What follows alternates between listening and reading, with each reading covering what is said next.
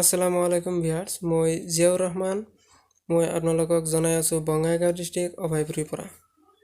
viewers আজি আপোনালোকক জনাম কয়েল বাৰ্ডৰ ঠাণ্ডা লাগিলে কেনেকৈ গম পাব আৰু কি ঔষধ খুৱাব ভিউয়াৰ্স প্ৰথমে জনাও কয়েল বাৰ্ডৰ ঠাণ্ডা লাগিলে কেনেকৈ গম পাব ভিউয়াৰ্স আপোনালোকে চাব যে কয়েল বাৰ্ড বিলাক খোৱা লোৱা কমকৈ খাব আৰু সাইডত গৈ মূৰ তল ফালে দি বহি থাকিব আৰু বেছিকৈ ঠাণ্ডা লাগিলে চাব নাকেদি আৰু মুখেদি পানী ওলাই আহিব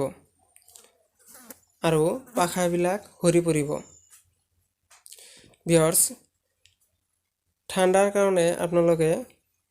এটা এন্টিবায়োটিক খুৱাব এন্টিবায়োটিকটো হল টেট্ৰাসাইক্লিন পাউডাৰ